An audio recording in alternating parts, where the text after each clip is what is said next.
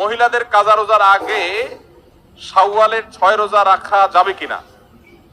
মহিলারা তাদের মাসিকের কারণে যে ভাঙতি রোজা হয়, শাওয়াল মাসে তারা কি সে ভাঙতি রোজাগুলো, কাজা রোজাগুলো আগে রাখবেন নাকি শাওয়ালের 6 রোজা আগে রাখবেন? এটা একটা কমন প্রশ্ন। এই প্রশ্নের উত্তরে আমরা বলতে চাই, অনেক উলামায়ে কেরাম বলেছেন যে যেহেতু নবী করিম সাল্লাল্লাহু আলাইহি সাল্লাম শাওয়ালের 6 রোজার ফজিলত পাওয়ার জন্য রমজানের রোজা রাখাটাকে শর্ত দিয়েছেন এবং বলেছেন মান সামা রমাদান সুম্মা আতবাআহু সিত্তাম মিন শাওয়াল, যে ব্যক্তি রমজানের রোজা রাখলো এরপরে শাওয়ালের 6টা রোজা রাখলো, কানা কাসিয়ামিদ দাহার, সে সারা বছর রোজা রাখার সওয়াব পাবে। কিভাবে এই রোজা রাখার সওয়াব হয়? অনেক উলামায়ে কেরাম, অনেক বিশ্লেষকরা বলেছেন আল্লাহ তাআলা প্রতিটা আমলের বিনিময়ে কমপক্ষে 10 গুণ বাড়ান, কোন কোন ক্ষেত্রে আরো অনেক গুণ বাড়ান, দানের ক্ষেত্রে আরো কয়েকশো গুণ পর্যন্ত আল্লাহ বাড়ায় দেন।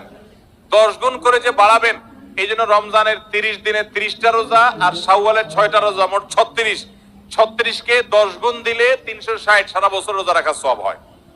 তো এই জন্য শাওয়ালের 6 রোজা রাখতে হবে। এখন কথা হলো, নবী সাল্লাল্লাহু আলাইহি সাল্লাম কিন্তু বলেছেন যে রমজান রোজা রাখলো এরপরে শাওয়ালের 6 রোজা রাখলো, তার জন্য সারা বছরের সওয়াব। তাহলে এখানে রমজান রোজা রাখার পরে 6 রোজা রাখার কথা বলা হয়েছে। এই জন্য অনেক উলামায়ে কেরাম বলেছেন মহিলারা তাদের ভাঙতি রোজাগুলো আগে রাখবে, তাহলে রমজান রোজা রাখা হয়ে গেল, এরপরে শাওয়ালের 6 রোজা রাখবে। এটা একটা মত।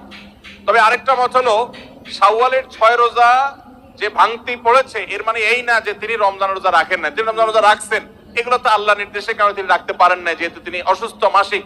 তো এই জন্য তিনি এগুলো পরে রাখলেও শাওয়ালের 6 রোজার সওয়াব তিনি পাবেন।